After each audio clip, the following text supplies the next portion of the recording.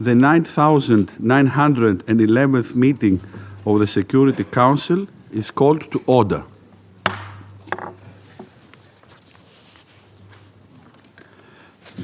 I should like to take this opportunity to pay tribute on behalf of the Council to His Excellency Mr. Jérôme Bonnafont, Permanent Representative of France, for his service as President of the Council for the month of April. I am sure I can speak for all members of the Council in expressing deep appreciation to Ambassador Bonnafont and his team for the great diplomatic skill with which they conducted the Council's business last month. The provisional agenda for this meeting is the situation in Bosnia and Herzegovina. The agenda is adopted.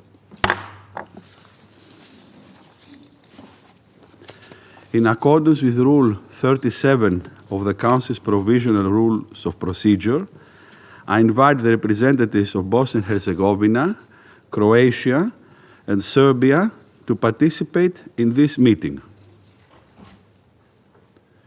It is so decided. I kindly request the protocol officer to escort Her Excellency Mrs. Zelika Cvijanovic, Chairperson of the Presidency of Bosnia and Herzegovina, to her seat at the Council table.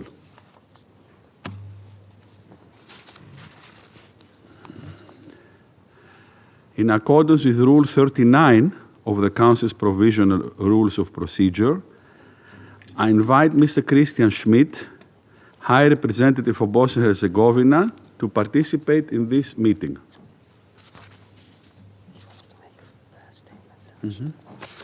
The representative of the Russian Federation has asked of the floor. I give him the floor. President, we'd like to state our principal disagreement with the presence at this meeting of Mr. Christian Schmidt in his capacity as the so-called High Representative. The Security Council did not endorse him in this position. We'd like to remind you that the BAH issue has been on the Security Council's agenda under Chapter 7 of the UN Charter. There is almost 25 years of practice of us endorsing the High Representative. Thus, without the requisite Security Council mandate, the position of the High Representative remains vacant. In light of the above, I'd like to underscore that Mr. Schmidt has no right to speak on behalf of the international community, nor to submit any documents to the Security Council.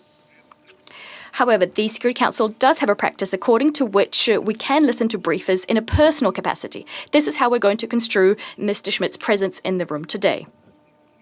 However, given that he has definitively discredited himself through his attempts to usurp power in the BIH and the fact that he's doing everything to destabilize the situation in the country, which is already very tense, and I'm going to speak to that later in my intervention, I do not intend to spend any time listening to his biased thoughts. Thank you.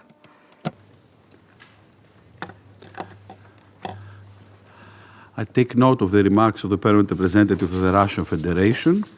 It is decided to invite High Representative Schmidt to participate in this meeting. In accordance with Rule 39 of the Council's Provisional Rules of Procedure, I also invite His Excellency Mr. Stavros Lambrinidis, Head of the Delegation of the European Union to the United Nations, to participate in this meeting. It is so decided.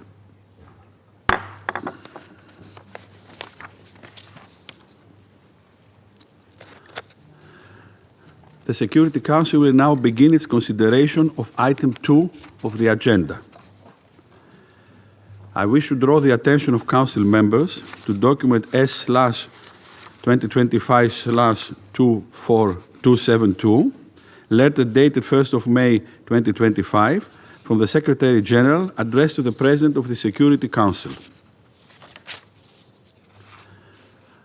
I now give the floor to Mr. Christian Schmidt. Mr. President, distinguished members of the Security Council, esteemed Chairwoman of the Presidency of Bosnia and Herzegovina. In 2 days' time, on May 8th, we will commemorate 80 years since the end of World War II in Europe. This is the day when Hitler's aggression was finally brought to an end, albeit after sustaining incredible losses of life and unbearable scars of humanity. 80 years on, we still mourn the victims of Hitler's aggression.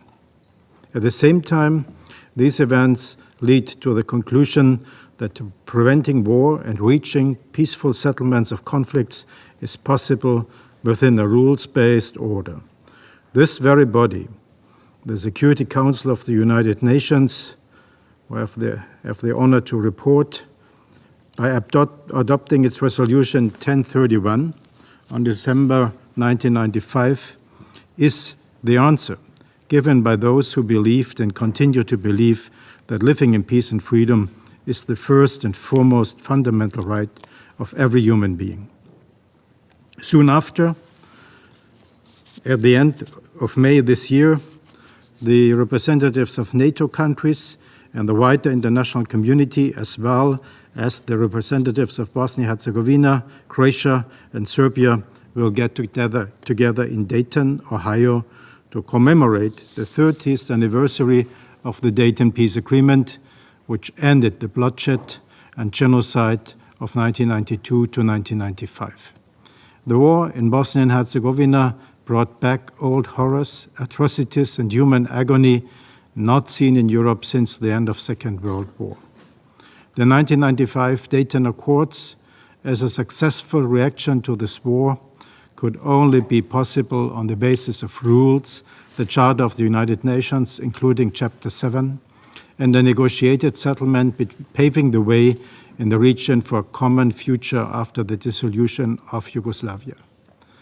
This peace agreement of Dayton included ad hoc mechanisms and instruments of international control to safeguard a sustainable peace, including human rights and a functioning democracy. Looking onto these two monumental dates here today, before I start my address to the United Nations Security Council as High Representative for Bosnia and Herzegovina, I would like to take a moment to reflect on the value of life over death and the cause of peace over hostility and the preference of humanity over savagery. In this context, there is a personal impression which I feel obliged to share with you today. These days, I'm increasingly approached by citizens of all ethnic backgrounds in Bosnia and Herzegovina, asking me, Mr. Schmidt, can you please make sure that we do not stumble into a war again? To this, I always respond that I do not see a danger of war, as nobody wants to go through such an experience again.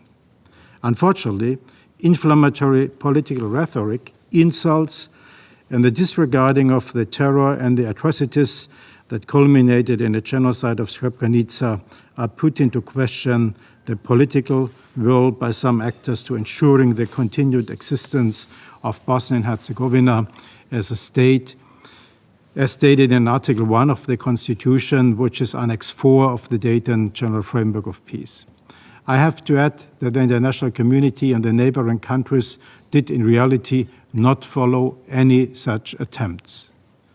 Since my appointment by the PIC Steering Board as the international competent body on May 27, 2021, I have the honor of submitting to the United Nations Secretary General and the Security Council 8 reports on the implementation of the General Framework Agreement for Peace in Bosnia and Herzegovina, better known as the Dayton Peace Agreement.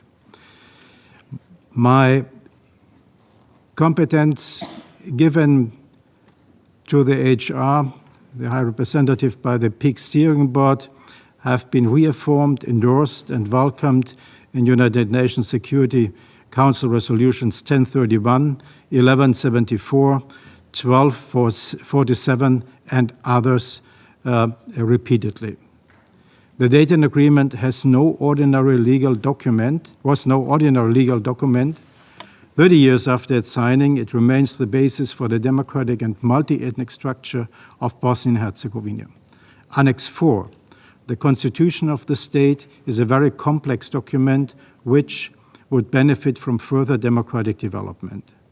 They implemented rules and checks and balances to safeguard the representation and participation in decision-making by the three constituent peoples, and the others includes non-discriminatory rights for all voters of Bosnia and Herzegovina. All constituent people are not politically unitaristic, but contribute to the richness of the respective different political positions beyond the ethnic or religious background. This was highlighted in the so-called Sejdic-Finci judgments 2009 by the European Court of Human Rights, as well as other decisions such as the Komšić and Ljubić case of the Constitutional Court of Bosnia and Herzegovina. These judgments addressing election requirements are to be implemented. The Croat political parties in the country, not only HDZ as a leading party, also supported by the Prime Minister of Croatia, have clearly expressed their position in this regard. The Prime Minister of Croatia also indicated that the issue that has particular importance for Bosnia and Herzegovina's European integration. At this moment, in which BiH is invited to join negotiations over future European Union membership, the need to amend the constitution, not only in this context, is both evident and important.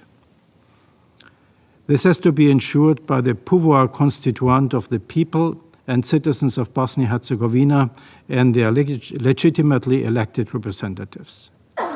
The international community, based on its competences agreed on and founded in the Dayton Agreement, can play a supporting role in this process. And now allow me another clarification.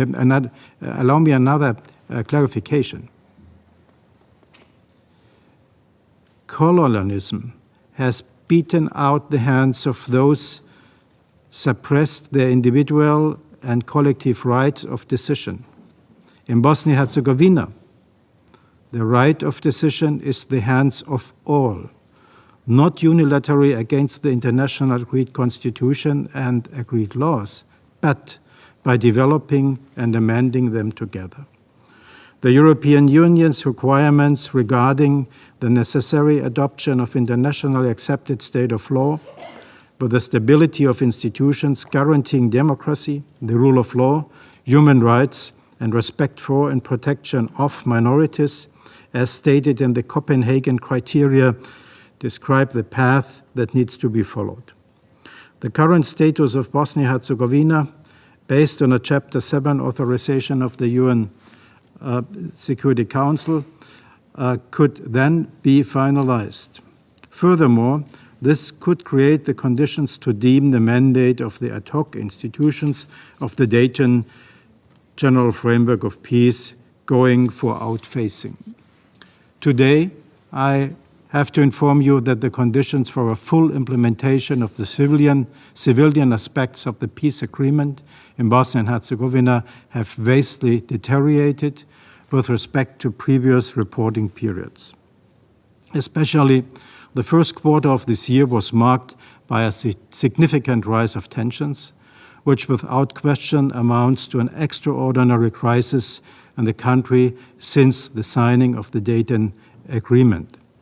I may underline that I see a political crisis.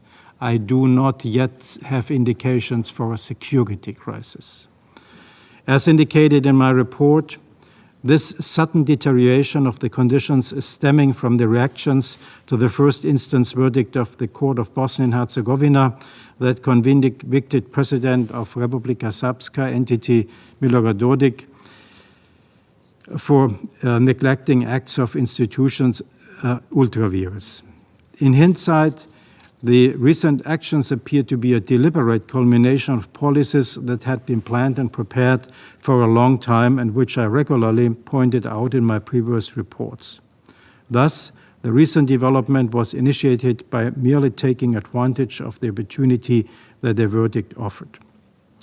After the verdict, Mr. Dodik intensified his attacks on the constitutional order of the country by directing the authorities of the Republika Srpska to adopt legislation that effectively bans state-level judiciary and state-level law enforcement in the Republika Srpska, and by even putting on the table a draft entity constitution hinting at de facto secession. This draft constitution, a document of considerable complexity, was revealed shortly after the verdict was announced. The speed with this document, but also the draft laws were made public, suggests strongly that they have been prepared well in advance. For one, these acts and this legislation fundamentally contradict the implementation of the Dayton Peace Agreement and its annexes. In consequence, the Constitutional Court of this country has at once annulled all these laws passed by RSNA. For two, they endanger the territorial and social integrity of the country and of its people by performing secessionist acts.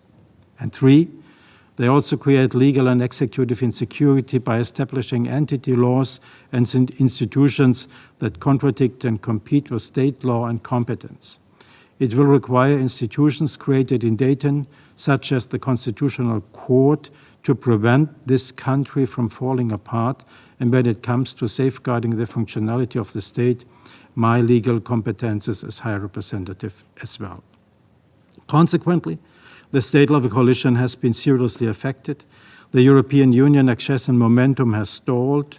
The functionality of the state is being undermined, and reforms have been sidelined. This development is not irreversible, but it's severe. It needs to be addressed without delay. It requires active engagement by the international community. Respected member of the Security Council, as I have reported in my current report, the general economic situation appears to be stable for the time being, despite the current crisis. However, the demographic situation in the country is not improving. The heavy loss of young and skilled members of the population constitutes an impediment to the economic and social sustainability of the country. A better understanding of the danger requires better data, ideally in the form of a new census. Alas, the discussion surrounding a new census is highly politicized. We're just waiting these days for the new UNFPA report about the demographic development in the country.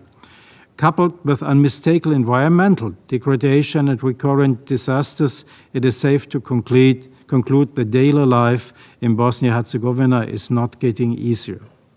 In these troubling times, Bosnia-Herzegovina has felt the unwavering support of the international community on its side against this existential threat.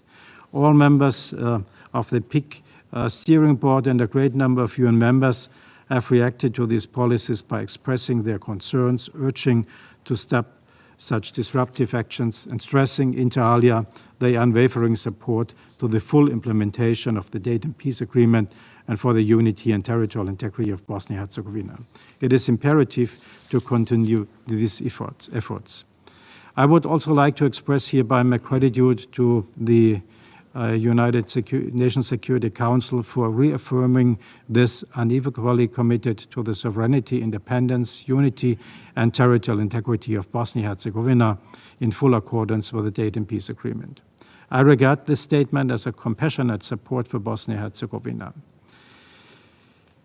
I note that the Serb community did not pay heed to Mr. Dodik's unlawful directives. For example, ethnic Serbs employed in state-level institutions have been pressured into abandoning their posts, but these calls and threats have been left overwhelmingly unanswered.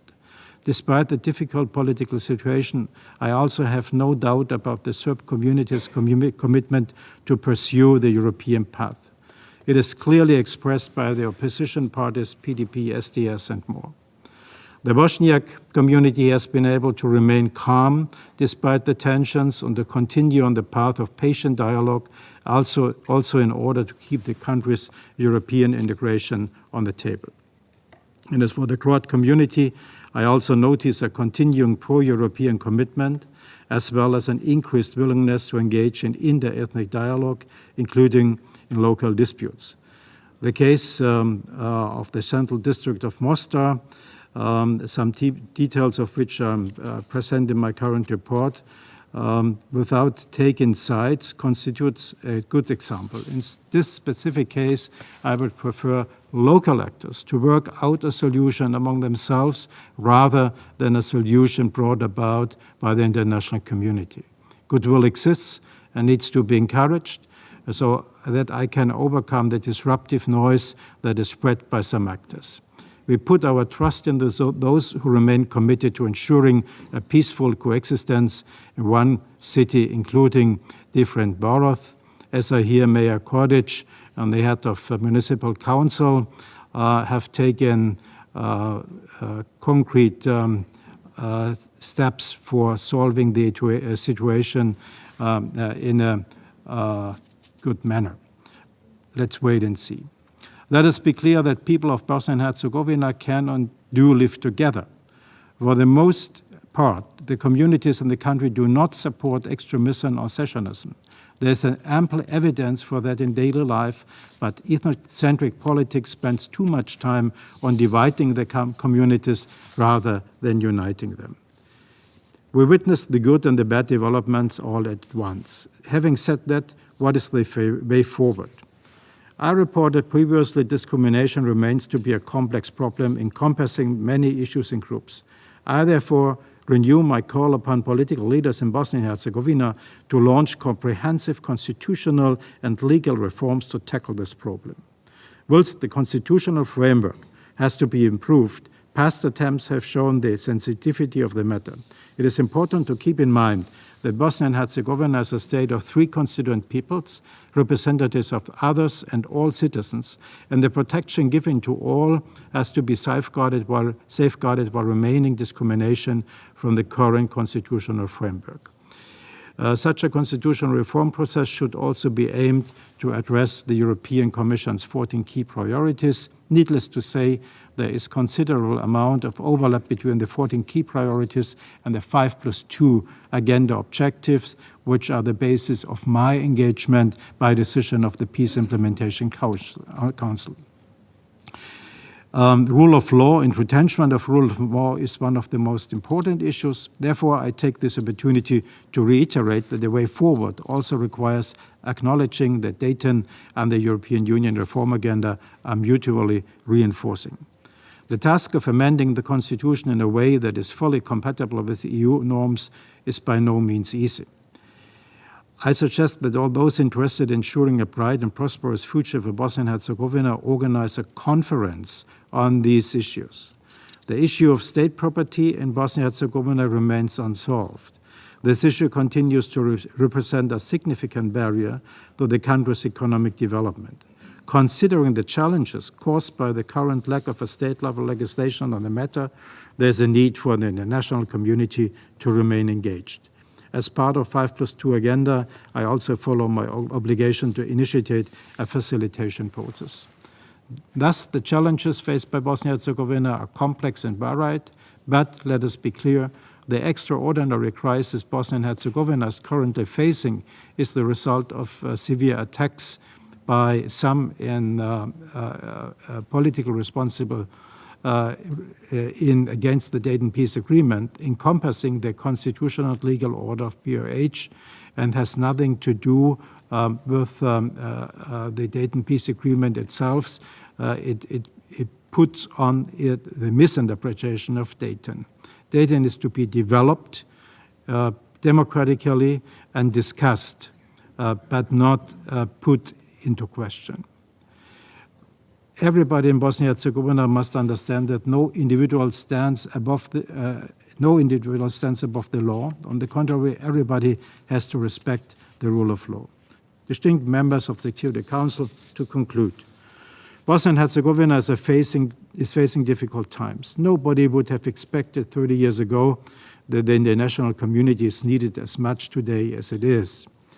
But the peace agreement that this UN Security Council endorsed 30 years ago remains the very foundation of which the future of Bosnia and Herzegovina, with its sovereignty, territorial integrity, and political independence, can be built.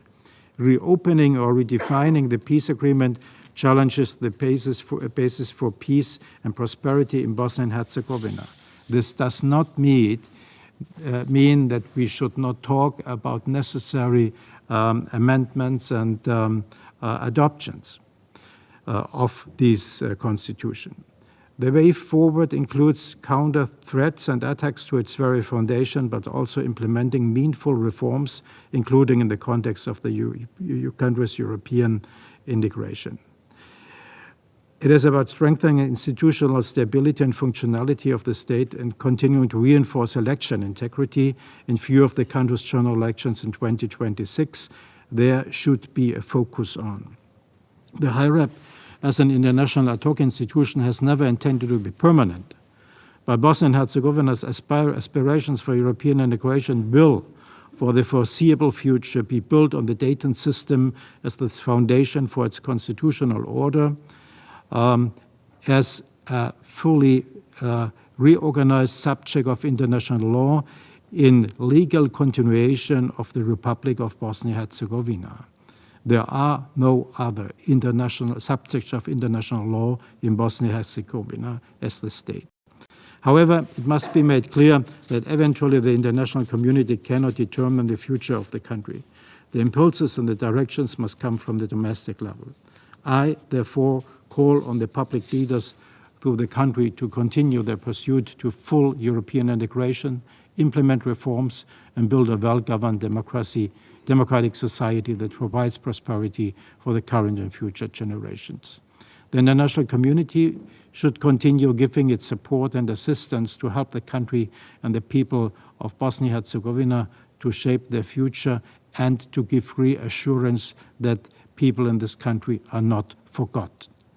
In closing, I would like to take this opportunity to thank you and your governments for the support you have provided for Bosnia-Herzegovina and the Office of the High Representative. This support is also particularly relevant in relation to the necessary executive decisions which have to be taken in the authority vested in me as High Representative, as there is no other option. It should be somehow the last resort. Thank you very much, Mr. President. I thank Mr. Schmidt for his briefing. I now give the floor to those members of the Council who wish to make a statement. I give the floor to the representative of Pakistan. Thank you, Mr. President. I thank High Representative Christian Schmidt for his briefing. I also welcome the presence of Mrs. Jelka Sijanovic, the chairwoman of the Presidency of Bosnia and Herzegovina, in today's meeting, as well as the representatives of the EU, Croatia, and Serbia. Mr. President, as we have heard from Mr. Schmidt, Bosnia and Herzegovina is in the midst of a political and constitutional crisis marked by rising political tensions, institutional paralysis, and radical rhetoric and threats of secessionism. Persistent and pernicious nationalist rhetoric with underlying ethnically divisive messaging and blockade in governance seeks to undermine the general framework for peace in Bosnia and Herzegovina and state institutions and institutions of governance envisaged under this agreement. The situation remains unstable, and any further deterioration could potentially jeopardize regional peace and security. Mr. President, as indicated by the High Representative in his report, the events that have unfolded in the country in the past few months have put its two entities, the Federation of Bosnia and Herzegovina and Republika Srpska, on a perilous path of confrontation. This is deplorable. In this context, Mr. President, I would like to make the following points. First, Pakistan enjoys historical, long-standing and fraternal ties with Bosnia and Herzegovina and its people. Pakistan firmly reiterates its support for the sovereignty and territorial integrity of Bosnia and Herzegovina and categorically rejects the secessionist rhetoric seeking to undermine BIH's territorial integrity. Second, we take note of RSS pronouncement about respecting sovereignty and territorial integrity of Bosnia and Herzegovina as provided in the Dayton Agreement. We hope that these declarations would also be backed by matching actions. Third, we are alarmed by the charged rhetoric and unilateral actions targeting the constitutional and governance structures and bodies in Bosnia and Herzegovina. We note with concern the passage of various laws by the RS entity that seek to limit the jurisdiction of state institutions and authorities, undermine their working, and moves to adopt a new constitution in the Republika Srpska. Such moves, which go against the Dayton Accord, only serve to escalate tensions and must cease. Fourth, the use of inflammatory religious and ethnic rhetoric to stoke tensions in the country must end. The region's tragic history serves as a stark reminder that national, racial, and religious hatred, discord, and intolerance can trigger horrific violence. We therefore urge all political actors to exercise prudence, act responsibly, and eschew the use of narrative that seeks to sow inter-ethnic and inter-religious discord and raise tensions. Fifth, Bosnia as a sovereign state has the right to choose its own alliances and partnerships. We support its EU aspirations and urge a constructive, forward-looking, and inclusive dialogue to advance reforms. Mr. President, in March, this Council unanimously called for adherence to the Dayton Accord, encouraging both sides to engage in a constructive dialogue. Today, we reiterate that call. In conclusion, Pakistan's commitment to Bosnia and Herzegovina's sovereignty, unity, and territorial integrity is unshakable. The path forward is clear. Dialogue must replace division. Cooperation must override confrontation, and unity must prevail over discord. We urge all parties to act with restraint, renounce divisive rhetoric, and work collectively towards lasting peace. All peoples of Bosnia and Herzegovina deserve nothing less than a future built on mutual respect, shared prosperity, and enduring peace. I thank you, Mr. President. I thank the representative of Pakistan for his statements, and now give the floor to the representative of China. President, I wish to start by congratulating Greece on assuming the presidency of the Council for the month of May. The Chinese delegation will render you and your colleagues our full support. I also would like to take this opportunity to commend France for its work as the president of the Council last month. I welcome to today's meeting Her Excellency Tsvetanovich, Chair of the Presidency of Bosnia and Herzegovina, as well as the representatives from Serbia, Croatia, and the EU. President, recently, as the BIH court issued a verdict against the leader of the Republika Srpska, after which the RS National Assembly adopted a series of laws. Ethnic tension in BIH has further intensified and political differences further increased. This development is concerning. The current tension does not serve the interests of any party in BIH, nor is it conducive to peace and stability in the country and the region as a whole. I would like to point out that one major cause of the current tense situation is Mr. Schmidt's frequent invocation of the so-called bomb powers. This has exacerbated tension and disagreement among the communities in BIH rather than diffusing them, which has led to an increasingly difficult political situation in the country. I wish to reiterate that the role of the Security Council in appointing a High Representative constitutes established practice. The appointment of Mr. Schmidt has not been endorsed by the Council. At the same time, the High Representative system and its own powers are special arrangements for special times. They should not be considered lasting arrangements, let alone permanent ones. China calls on all communities in the country to exercise restraint, respond actively to the calls made in the press statement by the Council in March, and resolve differences through a sincere, open, and constructive dialogue. If the confrontation is allowed to intensify, leading to the deterioration and escalation of the regional situation, it will ultimately harm the interests of all communities in the country and its entire population.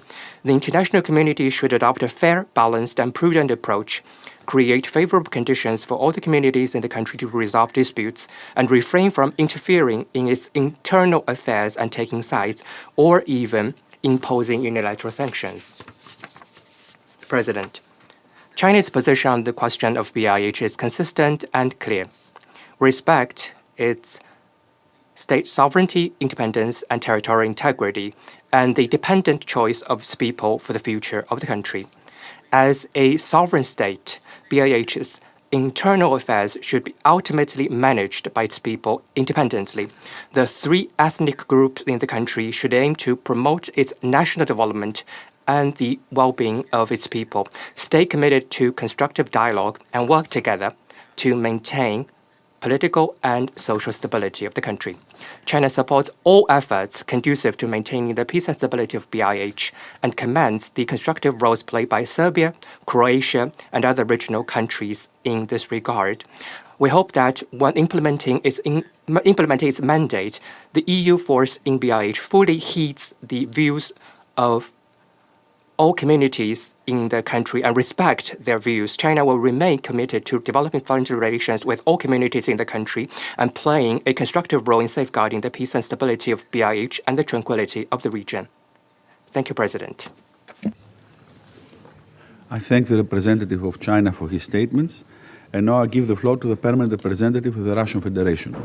Mr. President, congratulations on taking up your position as part of the presidency of the Security Council in May, and we'd like to thank France for its presidency in the previous month.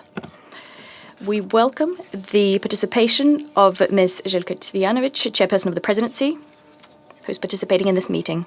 In less than 6 months, the Security Council is discussing the situation in Bosnia and Herzegovina for the third time. That alone attests to the fact that what's happening there is particularly serious as regards the maintenance and threats to peace and security. I don't think it's a stretch to say that the country is undergoing the most serious internal political crisis it has seen in the post-conflict period, one prompted by the desire of a host of external players and their backers inside BIH to revise the Dayton architecture and the system of the distribution of powers. What we're seeing are dogged attempts to recast BIH from a decentralized into a unitary state by reducing the broad powers and rights of the three constituent peoples and the two entities. We've warned on numerous occasions about this serious danger inherent in a revision to the General Framework Agreement for Peace. In its press statement issued on the 29th of March, the Security Council sent a clear signal to all parties about the fact that the Dayton Agreement is the cornerstone of the peaceful settlement process, and that all differences must be resolved via dialogue between Bosnians themselves, between the entities, and the constituent peoples. Regrettably, this unambiguous message was ignored by those who you'd think are the very people who should be establishing conditions for the implementation thereof. Again, we are witnessing the self-styled so-called High Representative, with the outright connivance, if not the support, of his Western backers. The High Representative is continuing to unapologetically interfere in the strictly internal affairs of the independent state of BIH. This time, he's doing so using trumped-up reasons which bear no relation to Dayton issues. In so doing, he's trying to cut off the oxygen to political parties in the Republika Srpska, RS, including those represented in the BIH parliament. This is clearly an attempt to eject from the political scene in the BIH of the most popular figures and structures in Serbian society, which began with the persecution of the president of the RS and the head of its government, Milorad Dodik, as well as the Speaker of the Parliament. All of the people I mentioned are democratically elected representatives. Their legitimacy and high popularity has once again been reasserted during the municipal elections held in October of last year. The convictions of the highest ruling leaders of the Serbian entity, and especially the fact that Milorad Dodik was issued with an arrest warrant for supposedly being suspected of undermining the constitutional order, only served to increase the level of tensions in the region as a whole many times over, instead of somehow trying to dial down the tensions which are already at fever pitch. What I'm referring to is the 23rd of April incident that occurred in eastern Sarajevo, where an operative group of SIPA, the State Investigation and Protection Agency, tried to issue court summons to the president of RS, Milorad Dodik. There's only one name for that: provocation. All the more that, given that one of the SIPA inspectors is suspected of war crimes against Serbs, and the other has ties to the Bosnian Muslim Secret Service. He had these ties during the 1992-1995 conflict. President, we cannot but conclude that Mr. Schmidt has set himself the objective of strangling all that's Serbian in the BIH. We stand convinced that the Council should state that this is categorically unacceptable, especially given that this amounts to deeds being done by the Western community. Thus, the West is becoming an accomplice to the lawlessness underway, which exhibits clear signs of colonialism as well as the hallmarks of xenophobia. Clearly, this destructive behavior is at the core of the current crisis, provoking an escalation of contradictions between the peoples of the BIH, preventing them from achieving a mutually agreeable solution to topical issues, inflating the conflict potential to dangerous proportions. At the end of the day, this is prompting the Security Council to meet time and again to discuss these issues. Attempts to pin all responsibility for what's underway in the BIH on Banja Luka, which we've heard which we'll be hearing in this chamber today, are, to put it lightly, incongruous. This is completely unhelpful. The focus should be on the root causes of crisis phenomena, not on their logical consequences. We're convinced that subjecting the Serbian people to ostracism yet again is not only unfair and contradictory given the reality of the situation, but can only exacerbate the entire situation, complicating attempts to find a way out of this dead end. And there is a way end. It lies through freeing the peoples of the BIH from external custodianship, which is poisoning their very existence. The Council needs to face the facts and to take a responsible decision on, at last, shutting down the Office of the High Representative in the BIH, which lost any added value long ago and has become a driver of conflict. We propose for the Council to issue a sober assessment of the situation in the BIH, based not on biased assessments divorced from reality, but on its own conclusions based on the reality of the situation. What can be useful in this are the reports regularly submitted to the Council by the RS government, including a new document which was circulated by us as an official Security Council document, and this yesterday on the 5th of May. Mr. President, a number of hotheads are proposing using the EU force in the BIH, Operation Althea, in interventions and using force on the part of BIH law enforcement authorities. This is totally senseless and unacceptable. Such ventures could result in a loss of control over the situation and could have unpredictable outcomes. We believe that the Althea leadership understands the weight of responsibility entrusted to it by the Security Council and will therefore only work within the confines of its mandate, which excludes any interference in the political affairs of a sovereign state. We see no need to quantitatively increase the operational capabilities of Althea. We stand convinced that the priorities of the international community in the BIH remain the same, strengthening the country's Dayton architecture in every way, assisting the implementation of the principle of equality of the three constituent peoples and two entities, delivering this European state from the Office of the High Representative, who has, in fact, become an instrument of oppression, and guaranteeing of the right to independent development to the peoples of Bosnia and Herzegovina. For its part, the Russian Federation, as one of the guarantors of the Dayton Agreement, stands ready to engage constructively to ensure genuine post-conflict settlement in the BIH. I thank you. I thank the permanent representative of the Russian Federation for his statements, and now I give the floor to the representative of Sierra Leone. Mr. President, I thank you for convening this debate. Allow me at the outset to extend Sierra Leone's warm congratulations to Greece on assuming the presidency of the Security Council for the month of May 2025. I assure you of my delegation's full support.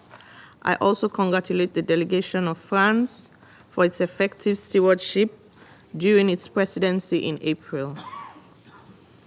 I welcome the participation of Her Excellency Ms. Jitka Sjanovic, Chairperson of the Presidency of Bosnia and Herzegovina, the representatives of Croatia and Serbia, as well as the head of the European Union delegation to the UN in this meeting. I thank Mr. Christian Schmidt, High Representative for Bosnia and Herzegovina, for his briefing and take note of his report covering the period from 16th October 2024 to 15th April 2025 as submitted through the Secretary General. Sierra Leone acknowledges the vital role of the Office of the High Representative in overseeing the implementation of the Dayton Peace Agreement nearly 30 years since its signing. We acknowledge the High Representative's dedication during this reporting period, particularly in navigating an increasingly challenging political environment. We reaffirm our steadfast support for the sovereignty, independence, and territorial integrity of Bosnia and Herzegovina within its internationally recognized borders. We therefore reject any actions that seek to undermine the gains achieved under the Dayton Agreement or impede the reform process essential for Bosnia and Herzegovina's path towards European Union accession, a pathway we consider integral to lasting peace, stability, and prosperity for all its people.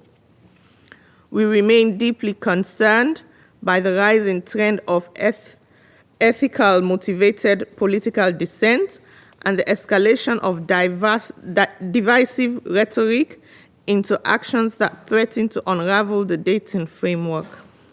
Such developments risk undermining the political, economic, and social fabric of BIH, placing its institutions and citizens at risk of renewed instability. The people of BIH have borne the consequences of ethnic nationalism in the past. It is therefore especially troubling when political leaders and institutions entrusted with safeguarding peace and stability are implicated in fueling divisiveness rather than fostering inclusivity. Mr. President, in this context, Sierra Leone wishes to underscore the following 3 points. First, we emphasize the critical importance of consensus building within BIH political processes, including ensuring the inclusive and constructive participation of all political actors. We commend the efforts of the Troika Coalition, which have demonstrated that cross-entity collaboration is not only feasible but beneficial.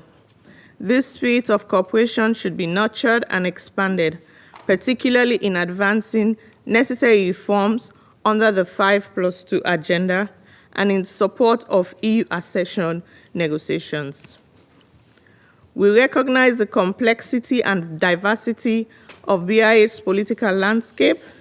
We urge political leaders to prioritize national unity, dialogue, and cooperation, keeping the welfare of the people at the center of their actions. In this regard, we encourage greater engagement with multi-ethnic and institutional platforms such as the Interreligious Council of Bosnia and Herzegovina and the Parliamentary Assembly to foster trust, dialogue, and social cohesion. Second, we caution against conflating individual political agendas and separatist pressures with legitimate national aspirations. We're particularly concerned about recent legislative initiatives in the Republic of Srpska that risk exacerbating tensions and creating institutional uncertainty. We note the ongoing appeals process and call on all parties to respect judicial outcomes and refrain from actions that could undermine public confidence in the rule of law. We urge national stakeholders to prioritize measures that align with the vision of a united, stable, and forward-looking BIH. Sierra Leone recognizes the Constitution of BIH as the supreme legal framework of the state. We believe that continued adherence to the constitutional order is fundamental to lasting peace, while respecting the integrity and identity of each of its constituent entities. We encourage political actors to work within BIH inclusive governance structures at all levels. Third and finally, we underscore the continued relevance of international engagement in BIH. We appreciate the Security Council's close attention to developments as evidenced by its convening of 2 meetings this year and affirmation of its commitment to multilateralism at a time of growing global challenges. We also reaffirm the indispensable role of the international community, particularly the Peace Implementation Council and the European Union, in supporting BIH stability. We encourage these efforts to remain focused on the country's peace and development beyond immediate geopolitical considerations. In closing, Sierra Leone commends the progress achieved in the administration of the Boko district and conveys its best wishes to the new administration in addressing ongoing challenges. We further recognize the valuable contributions of the Peace Building Fund in advancing the women, youth, peace and security agenda, and commend the work of the International Commission on Missing Persons in bringing closure to affected communities. We also acknowledge the European Union's steadfast commitment and investments towards Bosnia and Herzegovina's stabilization, and we call for continued constructive cooperation among all stakeholders in the best interest of its people. I thank you. I thank the representative of Sierra Leone for her statements, and now give the floor to the permanent representative of Slovenia. Thank you very much, Mr. President. At the outset, let me first thank France for successfully steering the Council through April. And of course, I want to congratulate you, Mr. President, and Greece for taking up the presidency of the Council. You will have all our support and cooperation. Mr. President, we welcome Mrs. Željka Cvijanović, the chairperson of the presidency of Bosnia and Herzegovina. And we want to thank High Representative Schmidt for his report and for his briefing today. Mr. President, beginning of this year was marked by increased tensions in Bosnia and Herzegovina. This body reacted.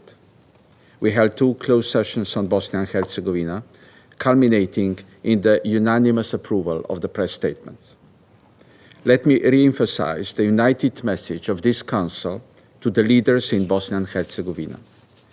Reduce political tensions, engage in dialogue, uphold the Dayton Peace Accords and the Constitution. Slovenia firmly supports these calls. We are committed to the peaceful development of Bosnia and Herzegovina and its future within the European Union. With this introduction, I want to make 3 points. First, Slovenia reaffirms its unwavering commitment to the primacy of the Dayton Peace Accords, our strong support for EU4RTA mandate in maintaining peace and security, and for the office of the High Representative. For nearly 3 decades, the Dayton Accords have upheld Bosnia and Herzegovina as a sovereign, independent, and multi-ethnic state. All political actors must exercise restraint and refrain from divisive actions. They must fully respect the Dayton Accords, the Constitution, and laws of Bosnia and Herzegovina. To fully uphold the rule of law, decisions of all institutions, including the courts, prosecutors, and police, need to be respected and due process followed. Slovenia firmly believes that the protection of Bosnia and Herzegovina's territorial integrity and sovereignty and the preservation of its democratic character are fundamental pillars of its future. Second, the ongoing political crisis that continues to impede the effective functioning of the state is deeply concerning and unacceptable. Slovenia strongly condemns the actions taken by the leadership of entity Republika Srpska, particularly their efforts to establish parallel legal and institutional frameworks. Such measures represent a serious threat to the constitutional order and the territorial integrity of Bosnia and Herzegovina. Third, Bosnia and Herzegovina's political leaders must honor the clear aspirations of their citizens, a future within the European Union. Citizens expect reforms, tangible progress, and stability, not political experiments. They seek a society rooted firmly in the rule of law, respect of human rights, and core European values. There is no place for divisive and secessionist rhetoric in Bosnia and Herzegovina's European journey, nor is there room for hate speech, historical revisionism, or glorification of war criminals. We must maintain a zero tolerance for such behavior, which fundamentally contradicts the principles of reconciliation and coexistence.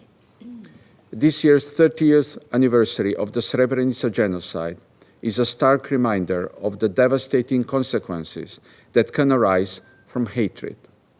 Rather than allowing the past to fuel divisions, we urge all political leaders to prioritize constructive dialogue, advance the necessary reforms, and to place the interests of their citizens first and above their own particular interests.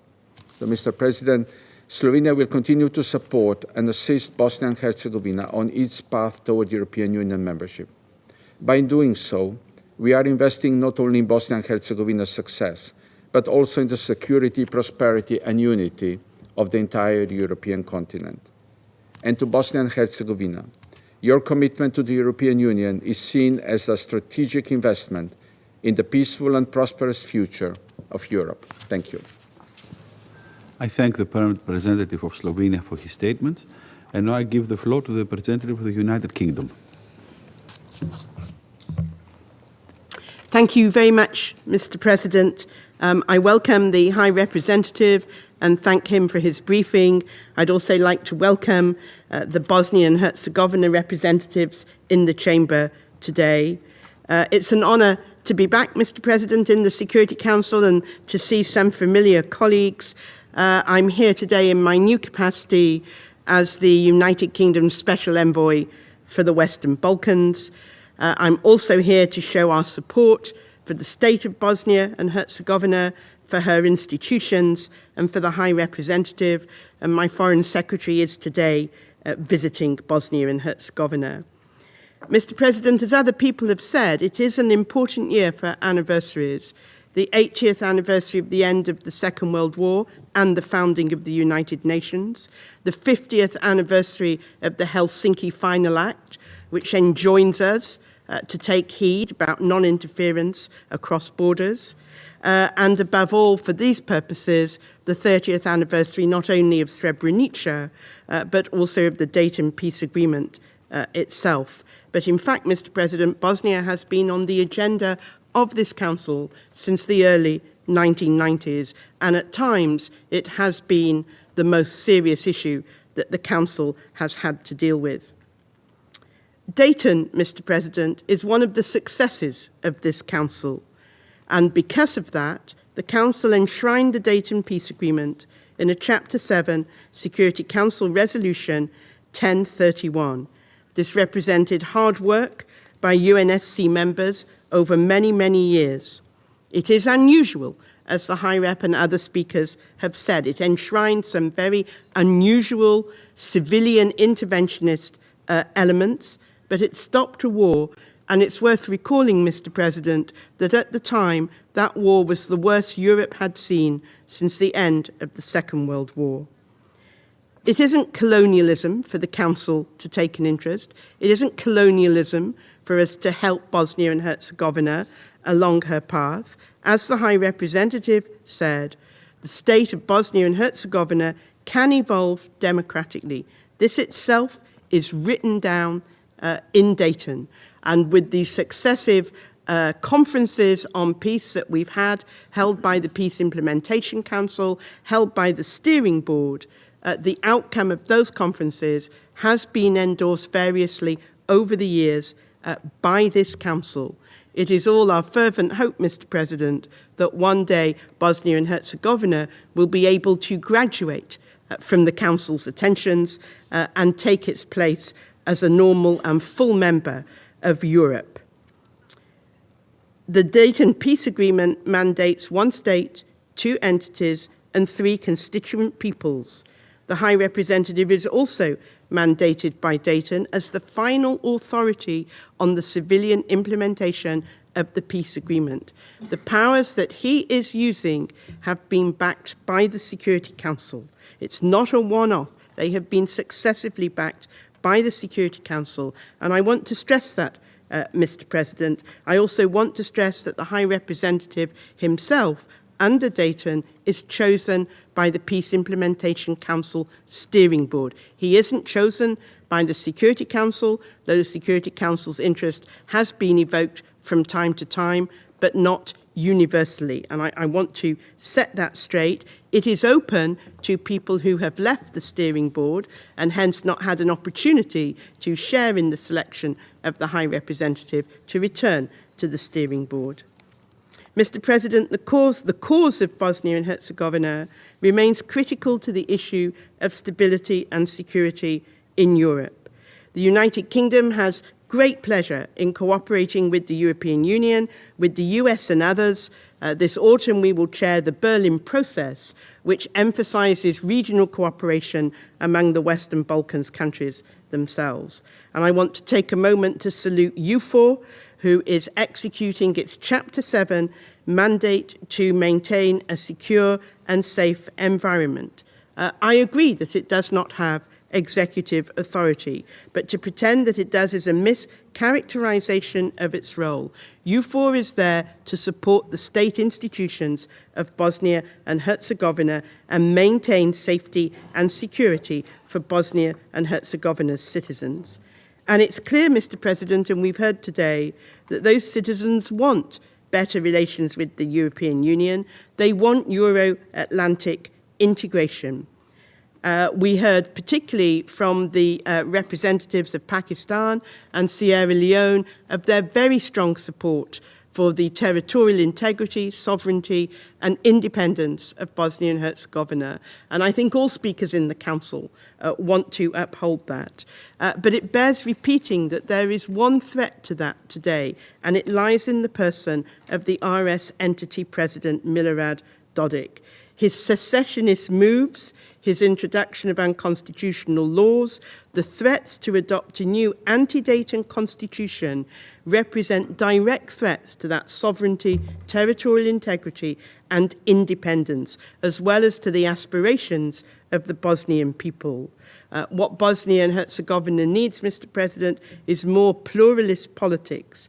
There is no threat to Republika Srpska entity, nor to the Federation entity in EU integration, nor Euro-Atlantic future. I repeat this again, it is not a threat to RS citizens, it's not a threat to the Federation. There are many models in Europe of national and subnational government, and I would point out that the High Rep would not need to use his powers if the RS president did not challenge Dayton on an almost daily basis. The High Rep acts against all who challenge the state institutions of Bosnia and Herzegovina. It happens that at the moment, the biggest challenges are coming from Republika Srpska, but the High Representative's role is to uphold the Dayton Peace Agreement and help the state institutions to prosper and to do their work. Mr. President, in closing, I want to refer again to what other speakers have said. It's the responsibility of this Council, as it was in the 1990s and it was when the Dayton Peace Agreement was concluded, to uphold the Dayton Peace Agreement, to support Bosnia and Herzegovina on its journey freely chosen by her citizens for European integration, and to help her citizens thrive and prosper. Thank you, Mr. President. I thank the representative of the United Kingdom for her statement. And now I give the floor to the representative of Algeria. Shukran. Thank you, Mr. President. At the outset, I would like to congratulate you on assuming the presidency of the Security Council, and I would like to reiterate to you our full support during your presidency this month. We also congratulate the French presidency for its successful tenure during the previous month. Mr. President, I would also like to welcome the presence of Her Excellency Zelica Zvijanovic, the chairperson of the Presidency of Bosnia and Herzegovina, and also welcome the participation of the permanent representatives of Serbia, Croatia, and the European Union. I would also like to thank Mr. Christian Schmidt for his briefing. Mr. President, we follow with concern the political developments that have taken place in recent months in Bosnia and Herzegovina and the unprecedented divergence between the main political actors in the country. It is regrettable that while we should celebrate the 30th anniversary of the end of the war in Bosnia and Herzegovina this year, we are instead witnessing increasing political deterioration in the country. This situation does not only weaken trust between the constituents of the country and delay the reconciliation process, it also undermines the progress achieved in building the country's political and economic structures. Moreover, the ongoing conflict and the escalation of tension will only widen the divisions between the political actors and threaten the country's stability. Accordingly, I would like to emphasize the following today.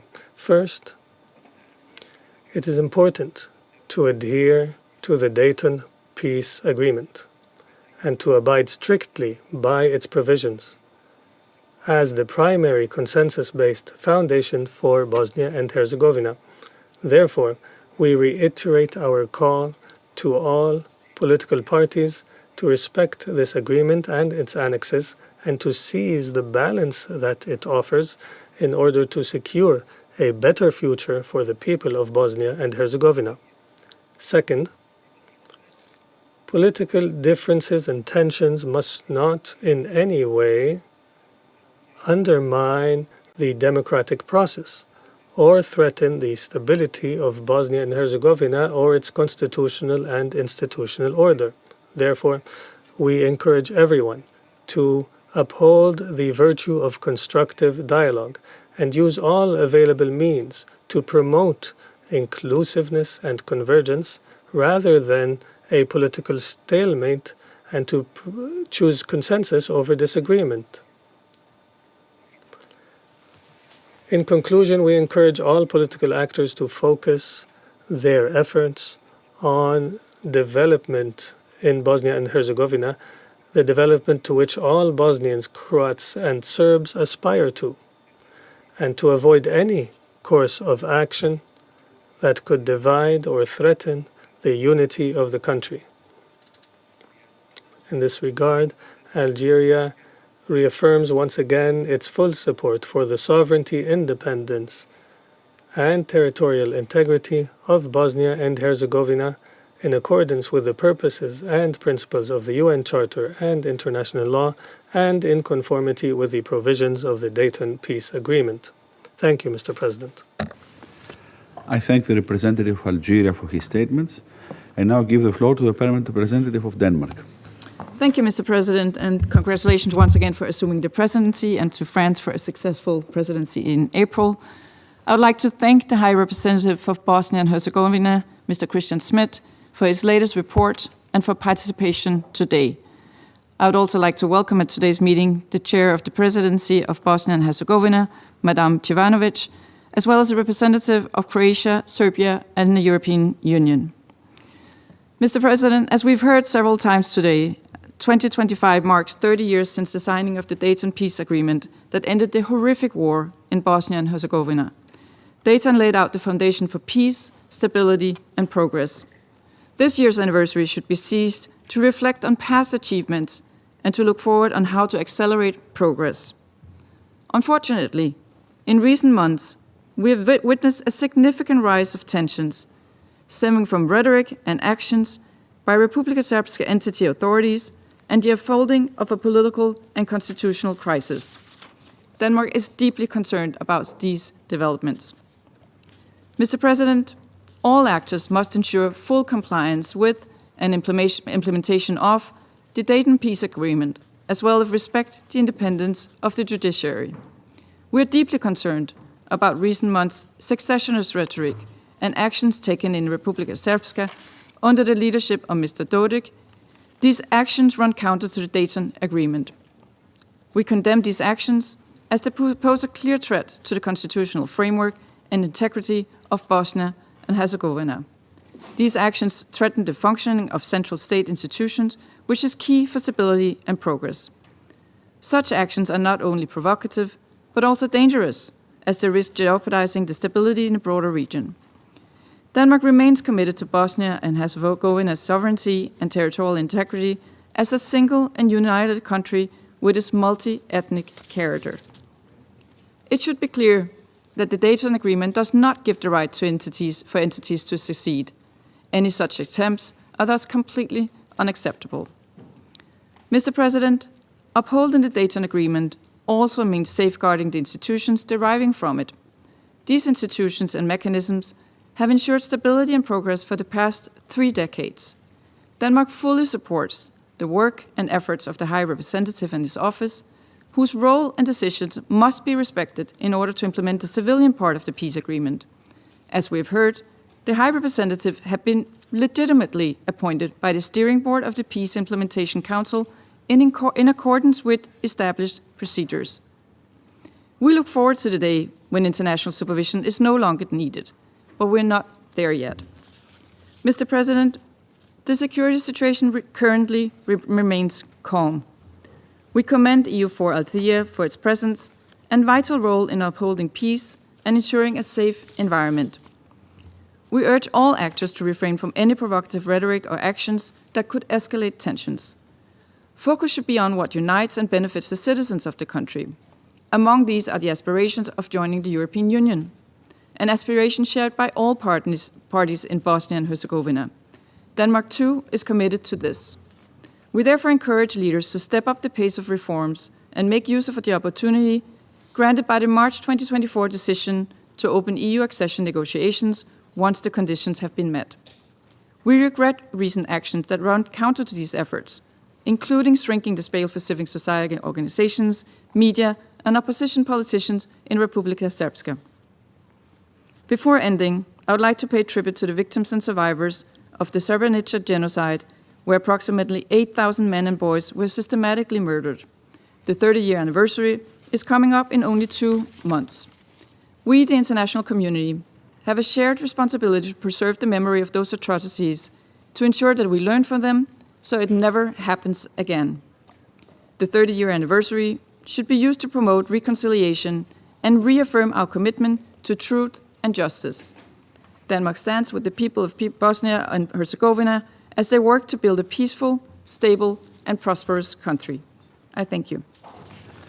I thank the Permanent Representative of Denmark for her statement, and now give the floor to the Permanent Representative of Panama. Gracias, Presidente. Thank you, President. We congratulate you and your team for taking over the presidency of the Council for the month of May.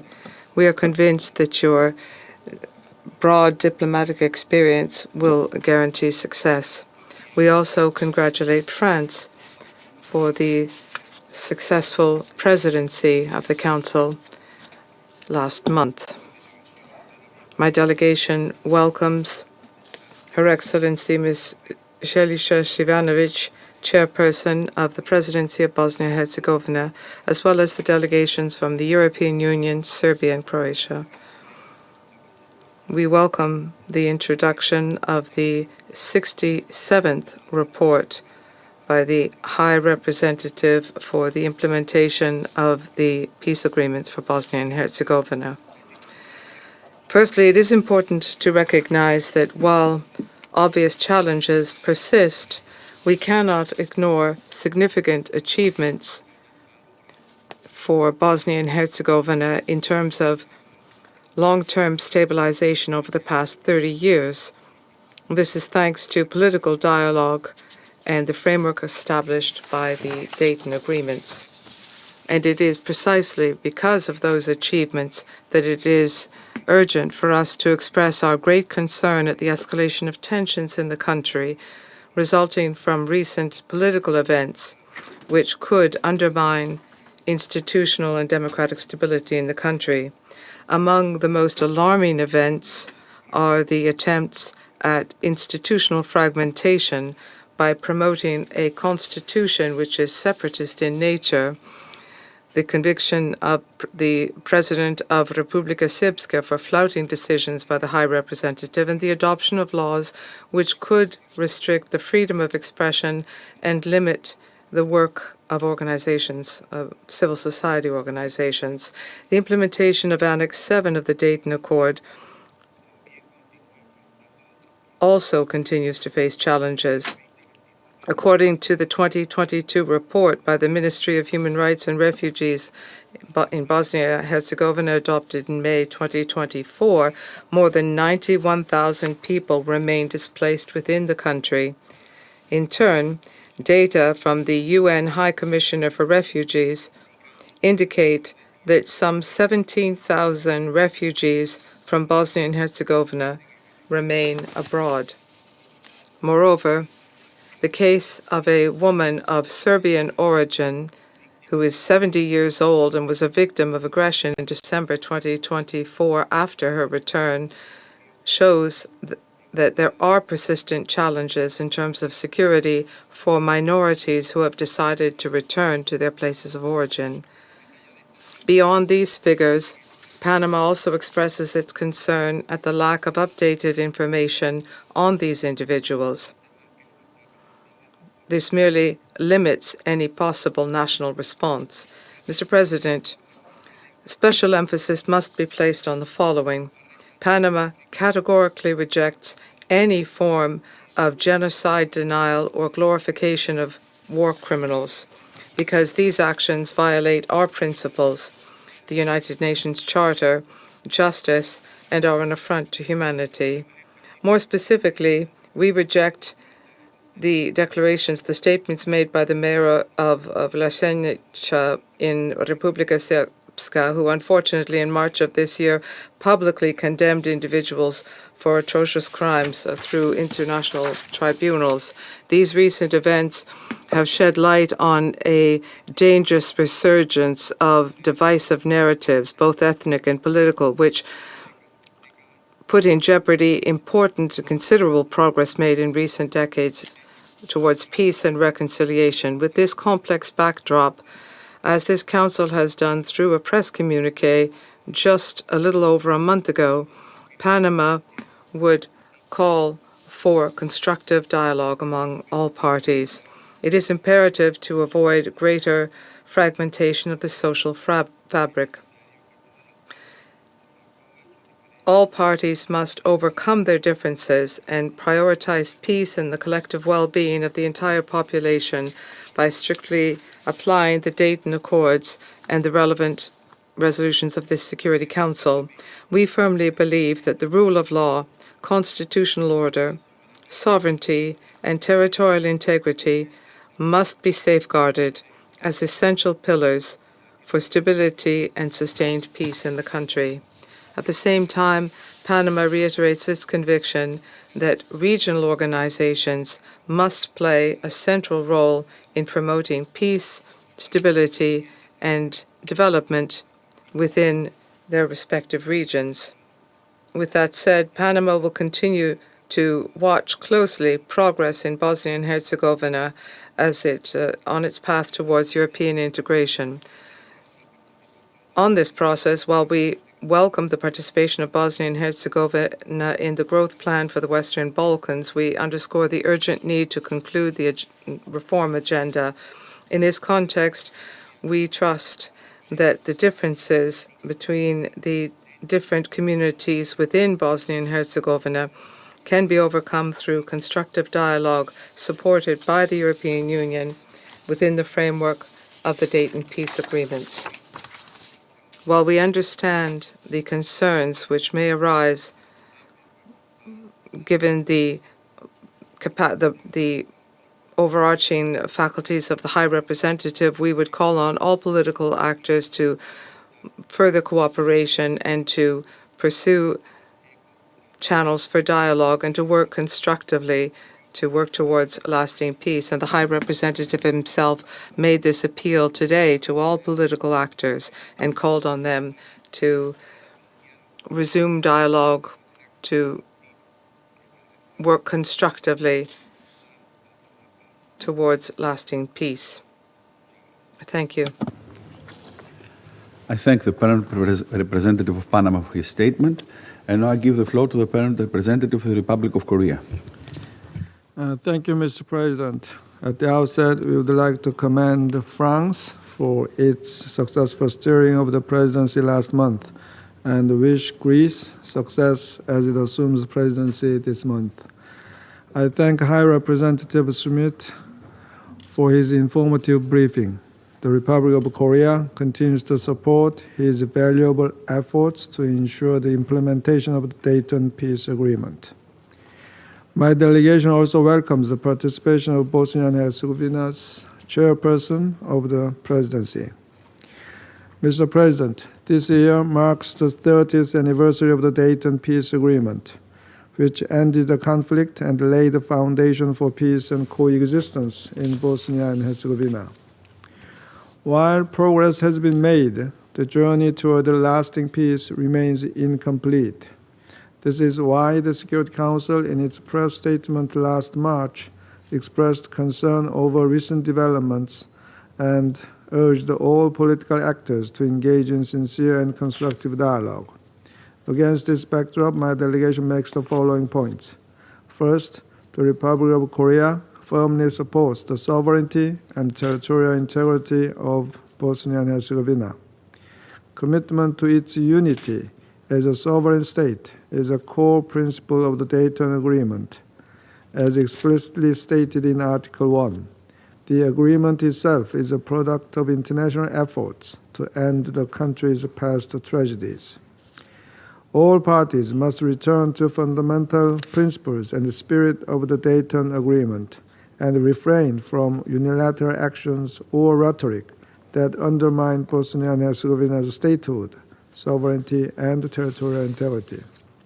Second, we urge all political leaders to respect judicial authority and the legitimacy of state institutions. Recent instances of disregarding court decisions or obstructing legal mandates risk institutional paralysis and erode public trust. This erosion could in turn weaken state legitimacy and threaten regional stability. That is why this Council has consistently emphasized the importance of upholding the Constitution and the institutions established by the Dayton Agreement. Political dissent should remain within institutional boundaries. Third, the Republic of Korea fully supports Bosnia and Herzegovina's EU integration process, including the accession negotiations launched in March 2024.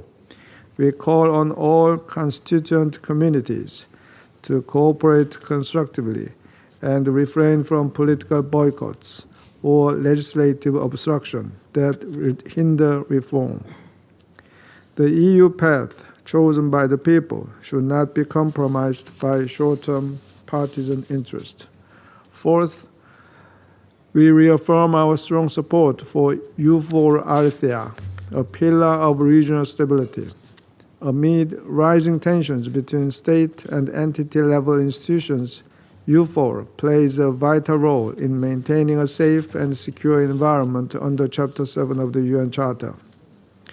Mr. President, as we mark 3 decades since the Dayton Agreement, let us recall that peace is built not only on the absence of conflict, but on mutual respect, the rule of law, and democratic accountability. While the region's painful past remains vivid, it must not define its future. Thank you. I thank the Permanent Representative of the Republic of Korea for his statements, and now I give the floor to the representative of the United States.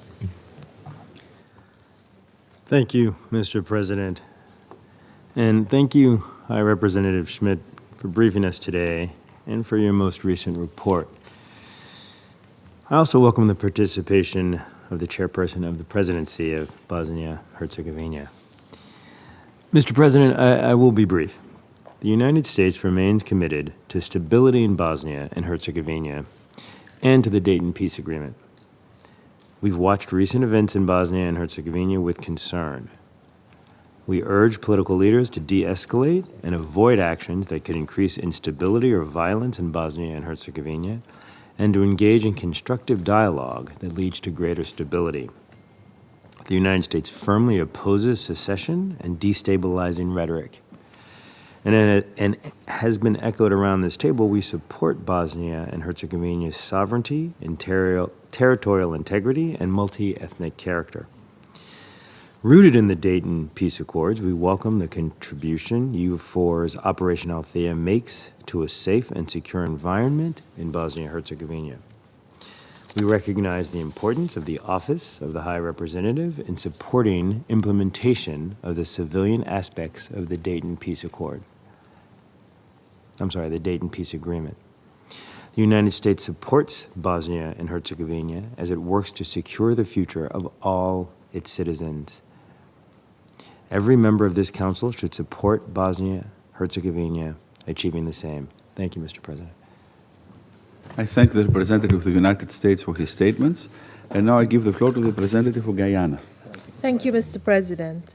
I thank High Representative Christian Schmidt for his report on the situation in Bosnia and Herzegovina and welcome the participation of Mrs. Jelka Sijanovic, Chairwoman of the Presidency of Bosnia and Herzegovina, as well as the representatives of Serbia, Croatia, and the head of the delegation of the European Union in today's meeting.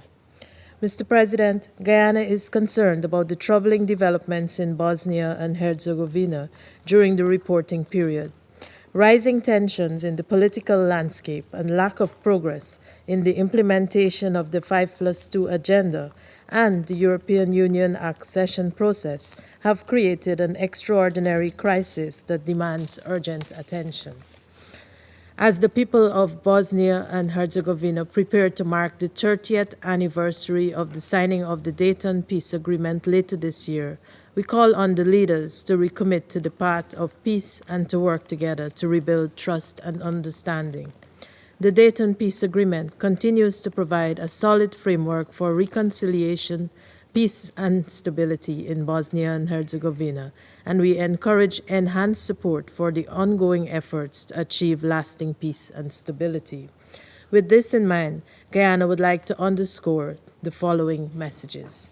First, EU accession is an important step for Bosnia and Herzegovina in transforming its socio-economic landscape.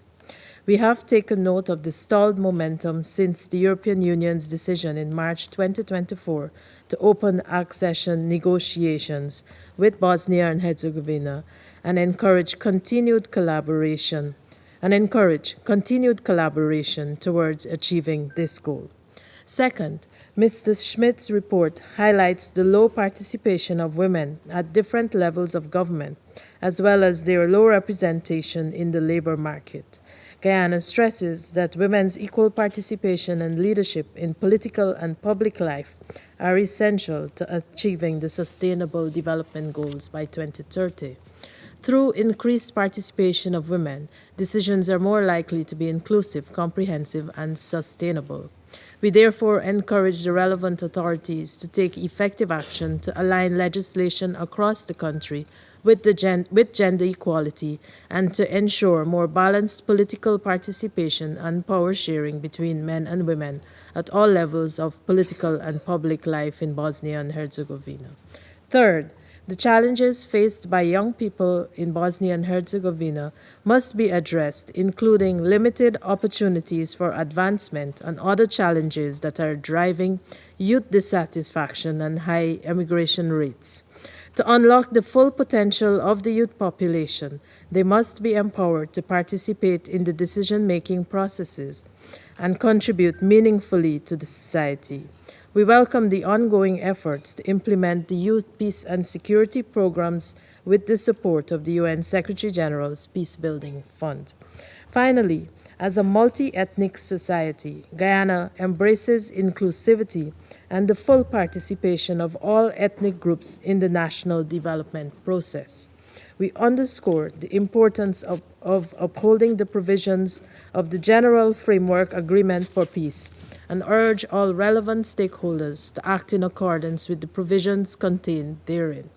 We reiterate our calls to political leaders to prioritize the national interests of all citizens through constructive dialogue to address divergent views. In closing, Mr. President, Guyana urges actors at all levels to continue their efforts to ensure that peace and security of Bosnia and Herzegovina is achieved and with full respect for its sovereignty. I thank you. I thank the representative of Guyana for her statement. I give the floor to the representative of Somalia. Thank you, Mr. President. At the outset, allow me to congratulate you on the presidency of the Council this month, and I wish you all success. We also commend the French delegation in the manner they have steered the Council's work last month. We warmly welcome the participation of Bosnia and Herzegovina, in particular Her Excellency Ms. Ivanovic, Chairperson of the Presidency. We also acknowledge the presence of the representatives of Serbia, Croatia, and the European Union. My delegation also thanks the High Representative for his briefing. The Security Council's engagement on Bosnia and Herzegovina reflects a shared commitment to peace and stability in the Western Balkans. We recognize the progress achieved since the Dayton Peace Agreement, while remaining mindful that the lasting peace requires continued effort from all stakeholders. Recent developments present both opportunities and challenges. Bosnia and Herzegovina's advancement toward European integration demonstrates the potential for positive transformation and offers a foundation for continued cooperation. Experience has shown that inclusive dialogue and consensus building are vital for sustainable peace. We encourage all parties to use existing constitutional frameworks to address challenges through constructive engagement.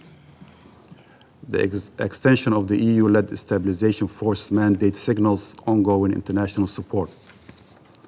This presence continues to play a positive role in maintaining an environment conducive to dialogue and development. In that context, my delegation would like to highlight three priorities. First, supporting the implementation of the General Framework Agreement for Peace, which remains the basis for stability. Second, encouraging inclusive dialogue that respects the interests of all communities. Third, maintaining constructive support for Bosnia and Herzegovina's development path, including its European aspirations. The international community's role remains one of support and facilitation. Sustainable solutions must be reached through consensus among all stakeholders with full respect for Bosnia and Herzegovina's sovereignty.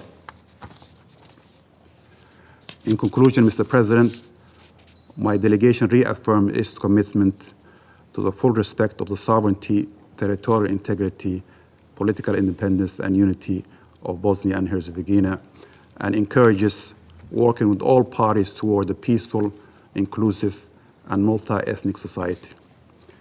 We are confident that through continued engagement, positive outcomes can be achieved for all communities and the wider region. I thank you, Mr. President. I thank the representative of Somalia for his statements, and now give the floor to the representative of France. Merci, Monsieur. Thank you, Mr. President. Let me begin by wishing you every success in your presidency of the Security Council. I would like to thank High Representative Christian Schmidt for his briefing to the Council. I would also welcome the presence among us here in the Council of Ms. Željka Sijanović, Chairperson of the Presidency of Bosnia and Herzegovina. As we celebrate this year, 30 years since the Dayton-Paris Peace Accords, Bosnia-Herzegovina is going through one of the worst political and institutional crises in its history. Its unity is threatened. Its territorial integrity is under attack. The constitutional order, established in 1995, is facing unprecedented and unilateral challenges as a result of decisions adopted by the Republika Srpska entity. Following the verdict handed down against the president of that entity on the 26th of February. It is irresponsible for leaders and for some elected officials of Republika Srpska to reverse the peace gains by exploiting the legal status of a single individual, regardless of that person's functions. The decision by the Constitutional Court to suspend the laws passed in Republika Srpska on the 5th of March must be respected by everyone. Mr. President, France is concerned by the draft new constitution of the Republika Srpska entity. It is a further attack on public order, on unity, and on the territorial integrity of Bosnia and Herzegovina, and it is a new challenge to the peace accords. France believes or sees as unacceptable threats by Republika Srpska leaders against staff of state institutions and forcing them to resign. Given this situation, France would recall its support for the unity and territorial integrity of Bosnia and Herzegovina. We also support the constitutional order and state institutions within the framework of the Dayton Paris agreements. The European path for Bosnia and Herzegovina requires respect for rule of law and decisions by the courts, public freedoms, and an enabling environment for civil society.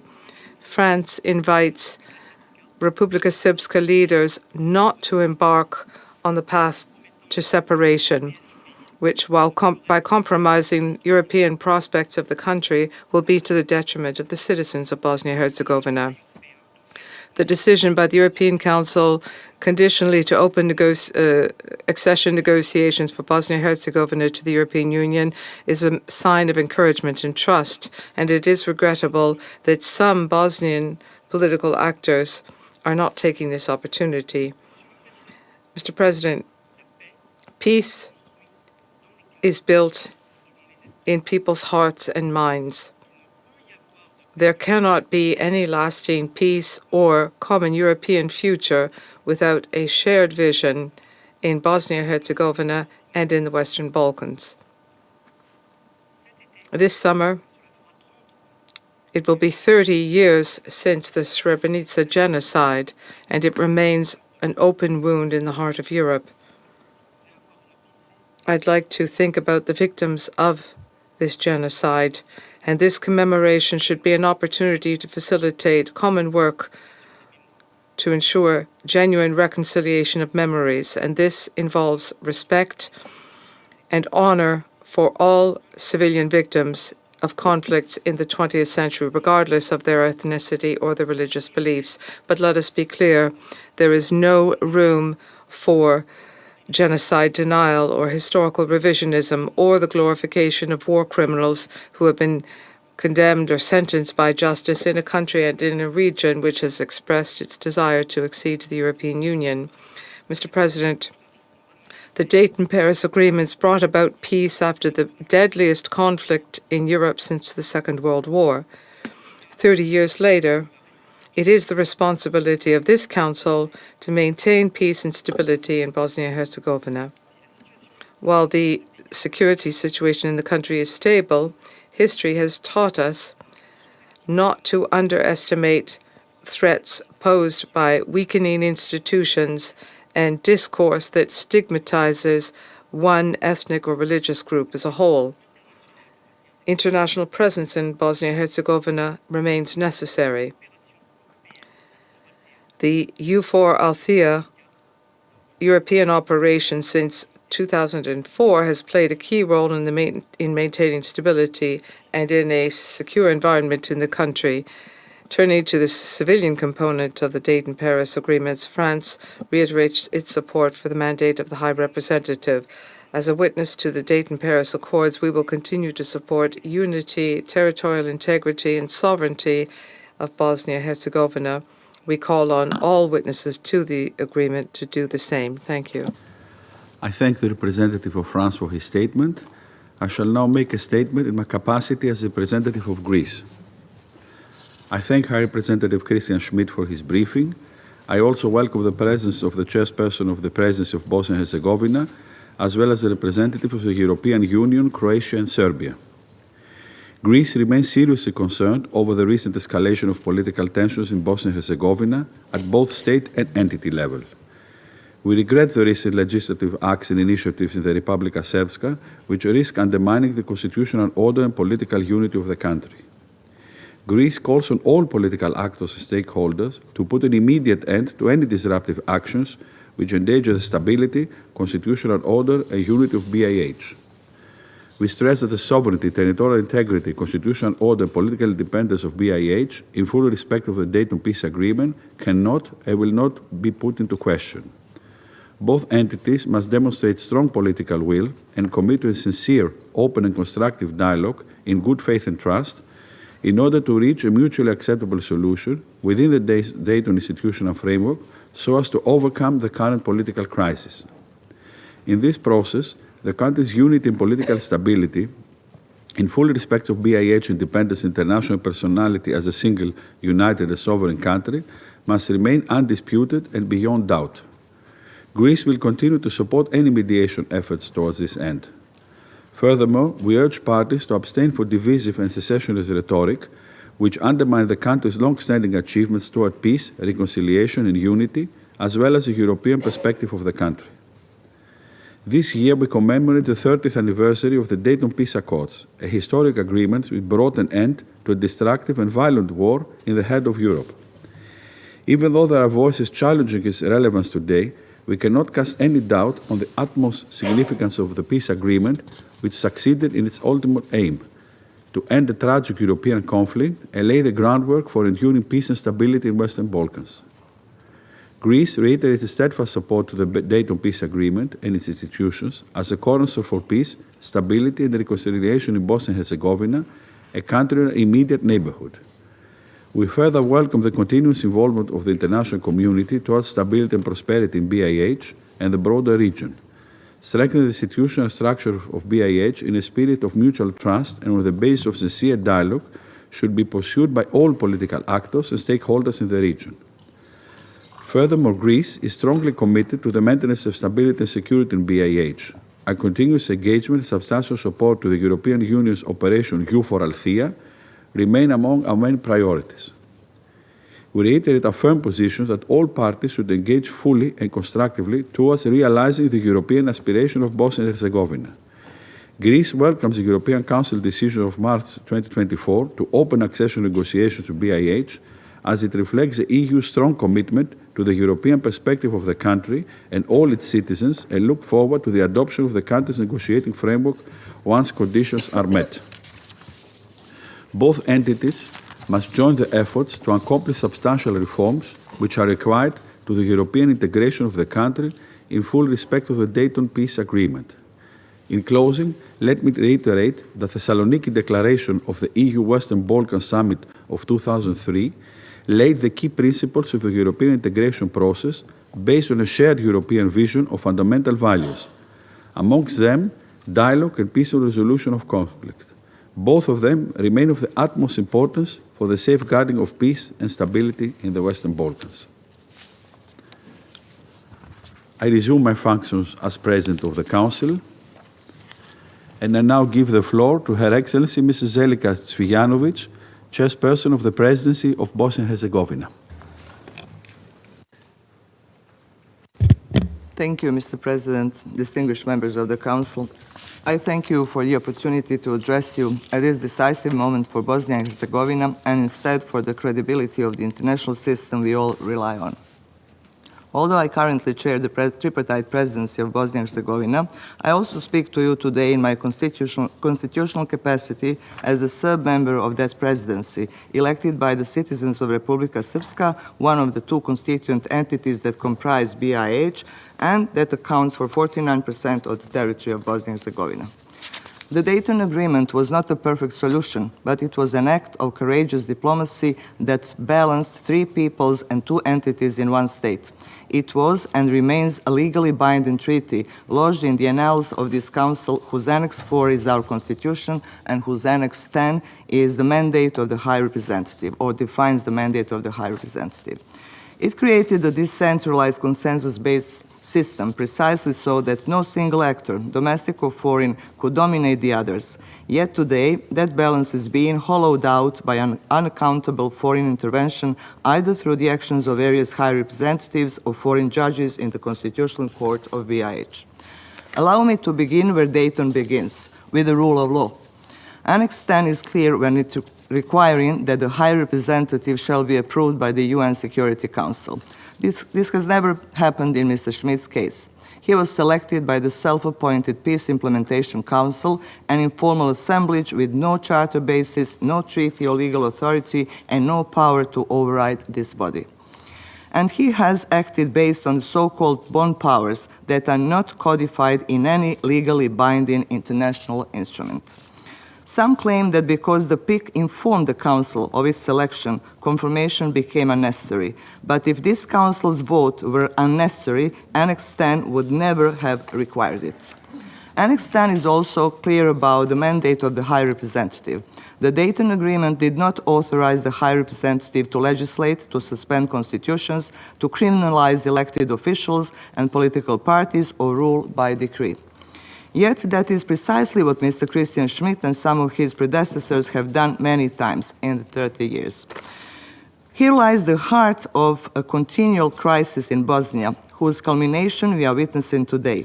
Everything that flows from that irregularity, lack of UN Security Council confirmation, and unlawful impositions beyond the mandate set forth in Annex 10 is infected with the same defect. No legal system, domestic or international, can survive if the interpreters of the rules exempt themselves from the rules. Let me briefly mention only some of numerous edicts Mr. Schmidt unlawfully issued since arriving in Bosnia and Herzegovina.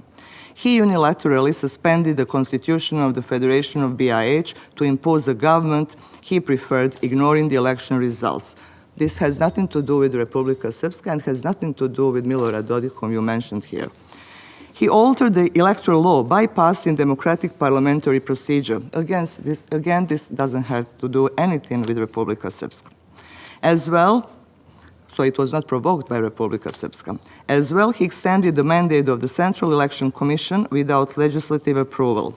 He amended the criminal code to criminalize non-compliance with his own decrees, a move to primarily eliminate from political life a democratically elected president of Republika Srpska for fulfilling his constitutional duties to sign laws passed by the National Assembly of Republika Srpska, but also to intimidate any dissenting officials who would dare challenge his illegitimate rule. He cut public funding to the democratically elected political parties in Republika Srpska, canceling the political will, but also the voice of the vast majority of its voters. Esteemed members of the Council, this is neither the Dayton Agreement nor a democracy, and certainly not the rule of law. It is dictatorship, government by decree, unchecked by courts, devoid of appeal. What started as mere overreach has now solidified into a system of repression. Each action was justified in the name of functionality, yet the result is not a more cohesive Bosnia. It is a deeply polarized country which can hardly survive this form and extent of foreign intervention. When Republika Srpska protests such violations, we are unjustly labeled as separatists. However, demanding adherence to international treaties is not separatism. Contrary to some narratives, Republika Srpska is not undermining the Dayton Agreement. It is upholding it. Our demands do not seek to dismantle Bosnia and Herzegovina, but rather to restore the legality and balance originally enshrined in the Dayton framework. For this reason, the National Assembly of Republika Srpska has enacted legislation to defend its rights within Dayton. These measures are not provocations. They are lawful responses to persistent violations of international law.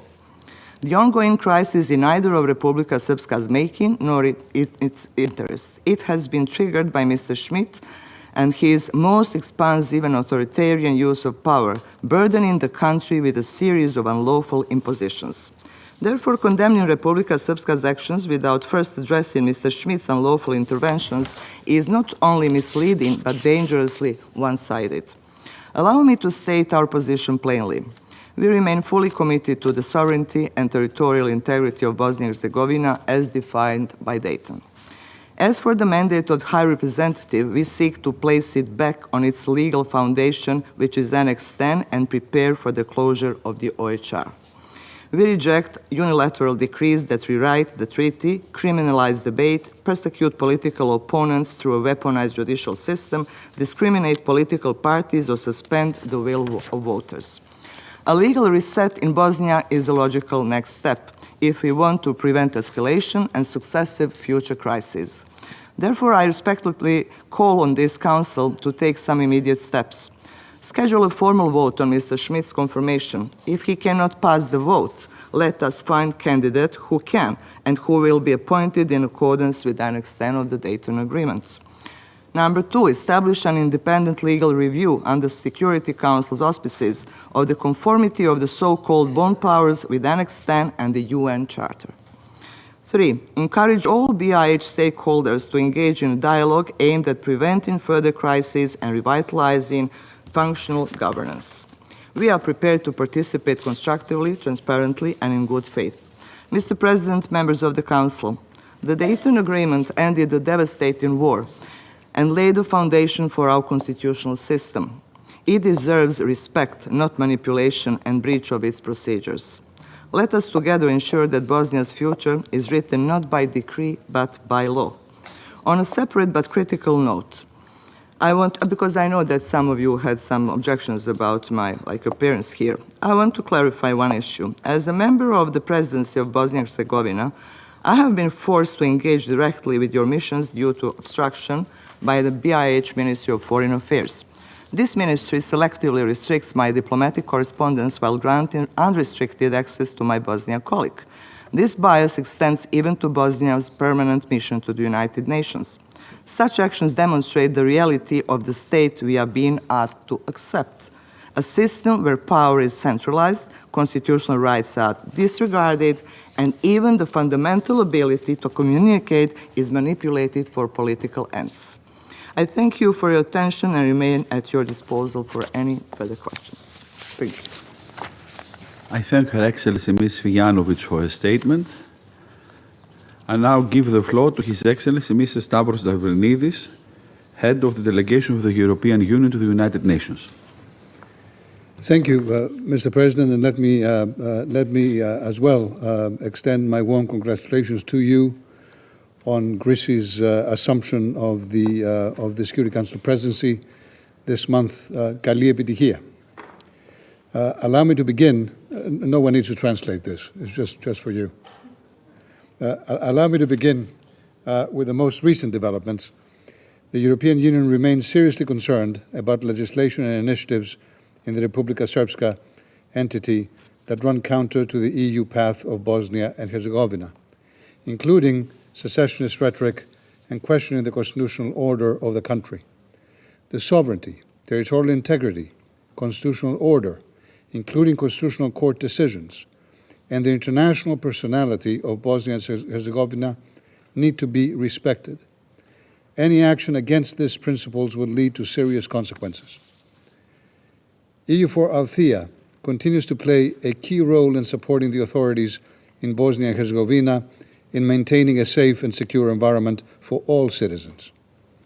The European Union reiterates the importance of continued cooperation among international actors and expresses again its support to the mission of the High Representative and his office towards fulfilling the 5+2 agenda.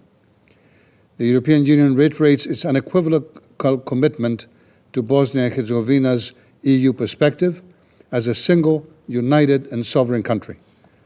The EU urges all political actors to renew the country's focus on progressing on the EU path, taking resolute actions to implement the necessary reforms. Thank you, Mr. President. Ευχαριστώ, which means I thank His Excellency Mr. Stavros Davrinidis for his statement.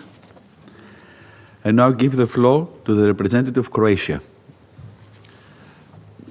Thank you, Mr. President. I would like to use the opportunity to congratulate France on a successful presidency in April and wish all the best to Greece in the month ahead. Regarding the 67th report of the High Representative for Bosnia and Herzegovina, we fully share the concern on the current political crisis in Bosnia and Herzegovina.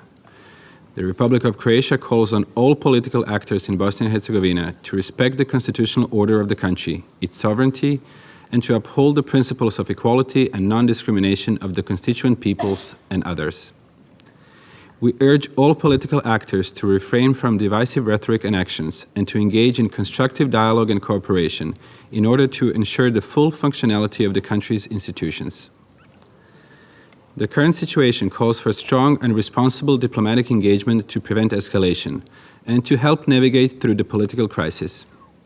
Nevertheless, it is ultimately the responsibility of domestic political actors and the country's own institutions to take gradual and full ownership over the stability and functionality of Bosnia and Herzegovina.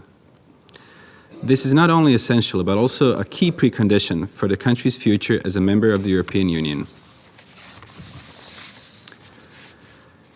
We appreciate the work done by the High Representative Schmidt and his accomplishments in executing this mandate.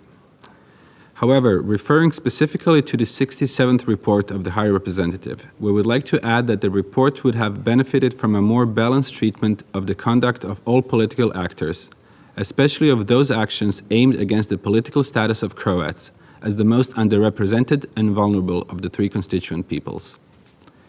In this context, we must emphasize that the Dayton Peace Agreement and the Constitution as an integral part remain the cornerstone of the constitutional order and political stability of Bosnia and Herzegovina.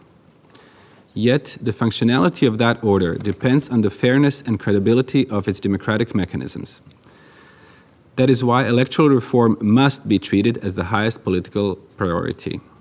Only through meaningful reform, a reform that eliminates inequality among the constituent peoples and addresses systemic discrimination in the electoral process, can Bosnia and Herzegovina achieve lasting political stability. Electoral reform is not a peripheral issue. It is a cornerstone of a just and stable democracy and of any lasting national compromise. Finally, we commend Bosnia and Herzegovina for the significant progress it has made on its path towards EU membership. The European Union offers the best framework for peace, development, and prosperity. We fully support Bosnia and Herzegovina on this path and hope to see European integration return to the forefront of the political agenda, as it benefits all citizens of Bosnia and Herzegovina and its three constituent peoples. I thank you. I thank the representative of Croatia for his statements, and now I give the floor to the representative of Serbia. Thank you, Mr. President. At the outset, allow me to congratulate you on assuming the presidency of the Security Council this month and to wish you every success in discharging your duties. Serbia has a strategic interest in the preservation of the stability of Bosnia and Herzegovina. Any instability, let alone conflict, would have a devastating spillover effect, halting economic development, derailing much-needed reforms and creating yet another wave of chaos. It is precisely for these reasons that Serbia is invested in the stability of Bosnia and Herzegovina. The Dayton Agreement put an end to the war and has ensured peace and security for 30 years. This has been done through the constitutional structure set out in Annex 10 of the agreement. The preservation of the stability, therefore, requires full respect for the constitutional mechanisms that underpin it. The reality of Bosnia and Herzegovina is that it is a multi-ethnic society. The country remembers both days of joy and tragedy because of this. In order to preserve this diversity as a strength, it must be respected as such. If we seek a functional Bosnia and Herzegovina, we must respect what has already been achieved and tested, a structure based on two entities and three constituent peoples. Everyone must feel secure within the common state. No one in Bosnia and Herzegovina should be left constitutionally vulnerable. A state in which this is not the case cannot function properly. Respect for the constitutional rights and competencies is essential. In a complex environment of Bosnia and Herzegovina, neither ethnic outvoting nor external imposition of decisions can provide sustainable solutions. Such actions can only serve to violate the constitutionally defined rights of the constituent peoples and the competencies of the two entities, which is neither legally acceptable nor politically helpful. Thus, the problem is functioning of Bosnia and Herzegovina have not been caused by the Dayton Agreement, but rather by latent or overt attempts to undermine it. It is our understanding, as stated also in the report of its government, that Republika Srpska does not advocate secession, but the preservation of the Dayton Agreement and protection of its constitutionally granted competencies. As a signatory of the Dayton Agreement, Serbia finds such a claim valid and justified. On the other side, one cannot escape the impression that the verdict of the Court of Bosnia and Herzegovina against President of Republika Srpska Milorad Dodik, as well as the issuing of an arrest warrant for Mr. Dodik, Mr. Višković, and Mr. Stevandić on charges of violating the constitutional orders of Bosnia and Herzegovina, are politically motivated. Interpol's decision not to act on the request by the Court of Bosnia and Herzegovina to issue an international arrest warrant for Mr. Dodik underscores the argument that the proceedings against the President of Republika Srpska are politically motivated and not grounded in the principles of impartial criminal justice. Serbia also considers that the imposition of the higher-up decisions is not in line with the mandate stipulated in Annex 10 of the Dayton Agreement, nor universally democratic principles. Equally inconsistent with these principles is the attempt to eliminate democratically elected representatives of Republika Srpska from the political life of Bosnia and Herzegovina by misusing the judicial authorities for political purposes. Mr. President, I'm obliged to note that serious accusations against Serbia continue to be voiced by the Bosnian political representatives. These allegations, which are a part of both internal narratives and the diplomatic rhetoric coming out from the political Sarajevo, suggest covert intentions to dismantle Bosnia and Herzegovina. We categorically reject such claims. Once again, we shall refrain from a counter-narrative that political Sarajevo seeks to dismantle Bosnia and Herzegovina as a state of two entities and three constituent peoples. Whether these attempts come from Bosniak ethnic parties or so-called civic parties, drawing support primarily from the same ethnic group, the underlying goal remains the same. We, however, believe that even assuming good intentions, efforts to remove internal checks and balances must be judged not by intent, by the destabilizing consequences that may produce. In conclusion, let me stress that in the current tense climate in Bosnia and Herzegovina, the overriding priority, both internally and externally, must be the preservation of peace and stability above all else. Neither side should be exempt from its responsibilities in this regard. I assure you, Mr. President, that Serbia will continue to contribute to regional peace and stability to the best of its abilities. I thank you. I thank the representative of Serbia for his statement.